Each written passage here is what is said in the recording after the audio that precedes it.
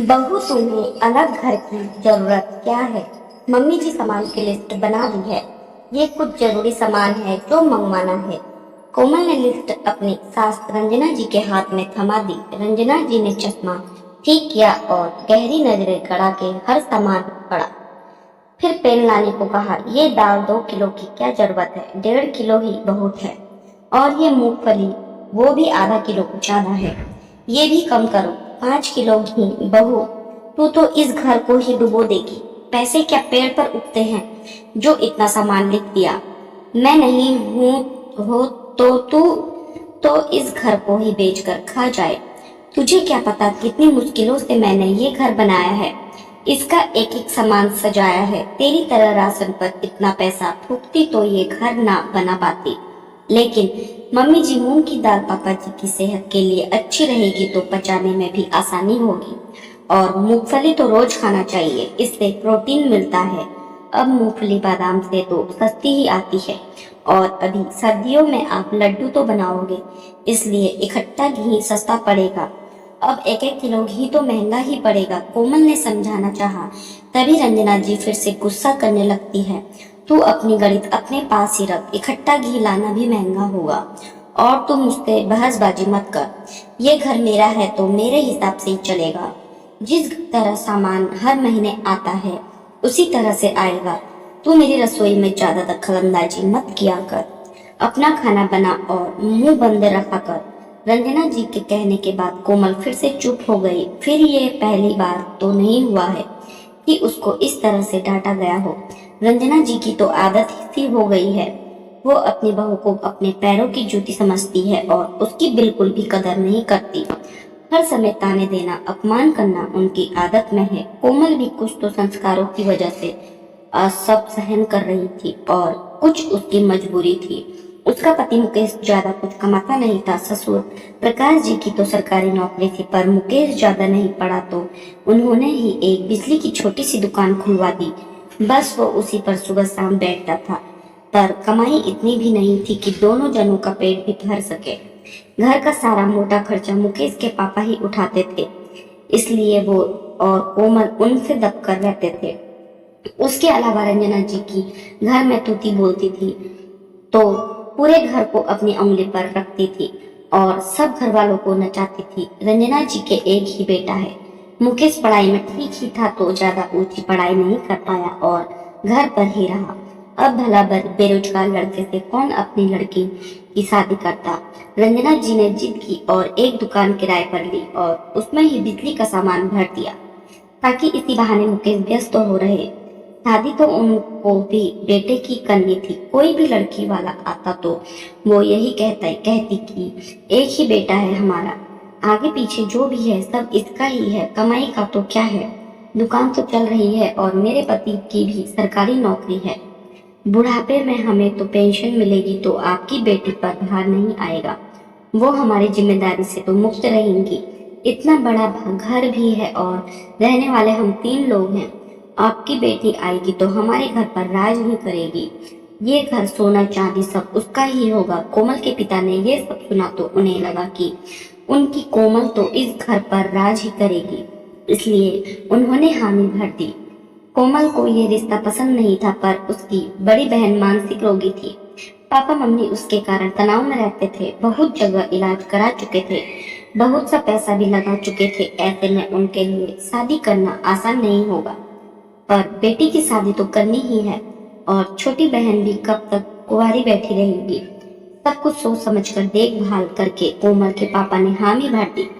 पर वो ये भूल गए कि लड़की की शादी के लिए घर परिवार और ससुर जी की नौकरी से ज्यादा जरूरी है कि लड़के की काबिलियत और उसकी कमाई देखी जाए।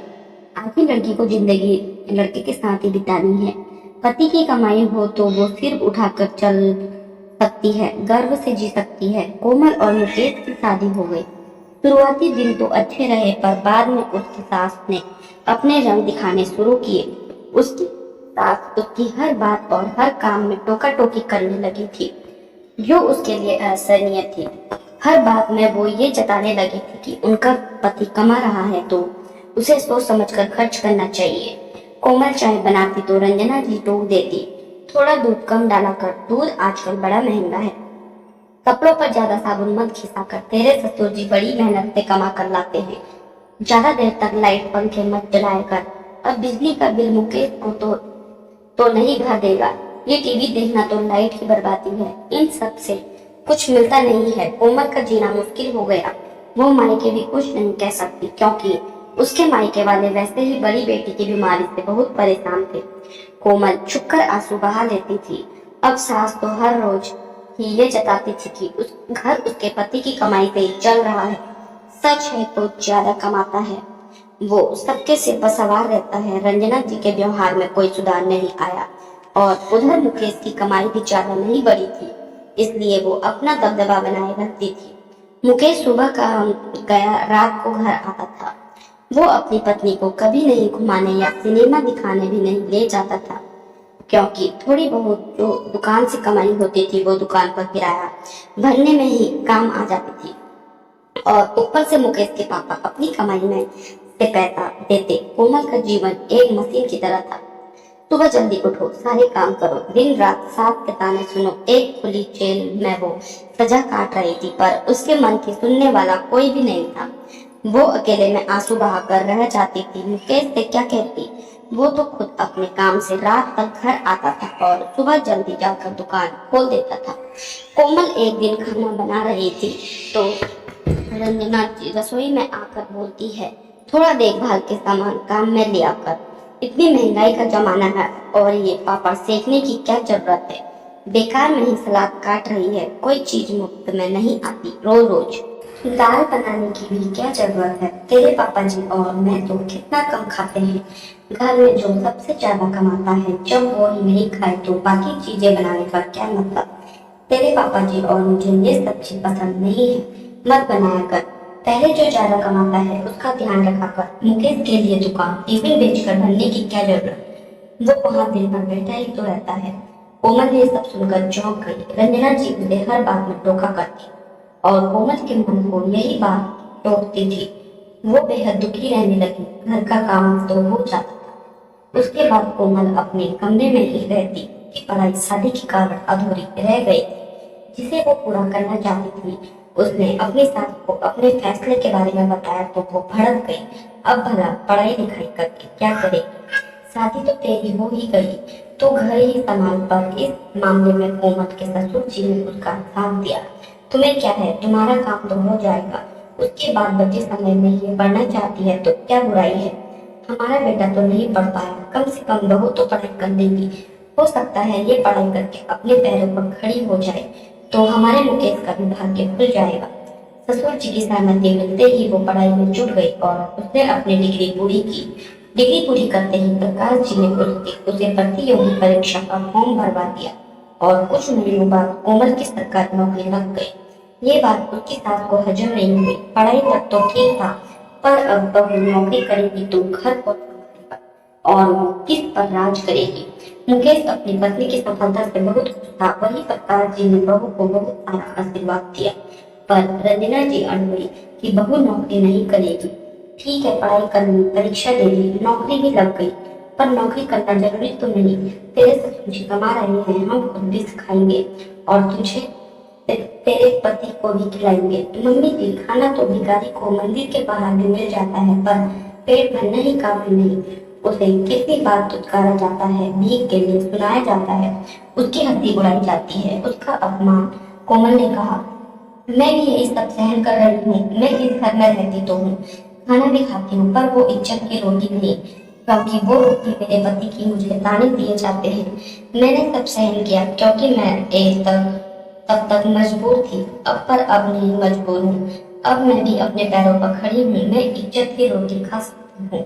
मेरे पापा ने मेरी शादी कर दी क्योंकि उनकी मजबूरी थी। मेरे मम्मी पापा का मन रखने के लिए शादी की थी। मुझे लगा था कि चलो कोई ना, एक ही बेटा है तो मेरी सास अपनी बहू से लाड करेगी, पर आपने तो मुझे दिन रात ताने दिए कि मेरा पति कमाता नहीं। मम्मी जी, मुकेश जी मेरे पति बनने से पहले आपके बेटे हैं। मैं भी कह सकती हूँ, क्यों किसी लड़की की जिंदगी बर्बाद की।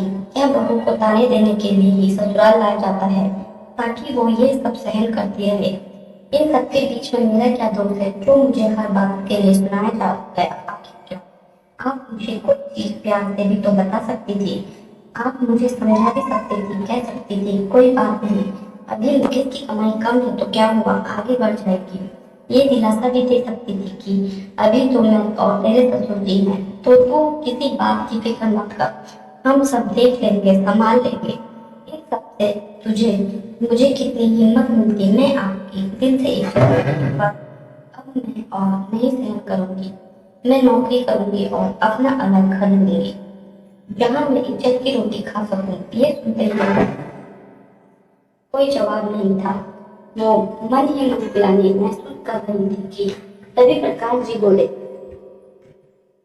तुम बहू, तुम नौकरी करो, पर अलग घर की जरूरत क्या है? यही सब साथ में रह लेंगे। पापा जी, मैं आपकी दिल से इज्जत करती हूँ। आज मैं जो भी हूँ सिर्फ आप ही की वजह से हूँ, ताकि वहां मैं इज्जत से अपनी मर्जी से रह सकूं। अब मैं नौकरी करूंगी तो दिन भर बाहर रहूंगी, घर का ध्यान नहीं दे पाऊंगी, फिर से घर में कलह होगी। वो सब मैं नहीं चाहती हूँ। इससे अच्छा है हम आमने सामने रहें, एक दूसरे के दुख सुख के साथी बनकर रहेंगे, पास भी रहेंगे और दूर भी रहेंगे। मम्मी जी अपना घर संभालेंगी और मैं अपना घर संभालूंगी। मुकेश भी चुपचाप खड़ा था। वो अपने मम्मी पापा के सामने कुछ नहीं बोलता था, पर उसे भी पता था कि रंजना जी कोमल के साथ में कैसा व्यवहार करती थी। उसने भी अपनी मौन स्वीकृति दे दी। कोमल ने ऑफिस जाने से पहले घर के सामने ही एक घर किराए पे ले लिया और वहां अपने पति के साथ इज्जत से रहने लगी। तो दोस्तों, बेटा कमाता नहीं हो या कम कमाता हो तो उसका दोष बहू को क्यों दिया जाता है? सास ससुर जैसे दुख में अपनी बेटी का साथ देते हैं, वैसे ही बहू का साथ क्यों नहीं देते हैं? आपको कहानी कैसी लगी कमेंट करके कमेंट बॉक्स में जरूर बताएं। धन्यवाद।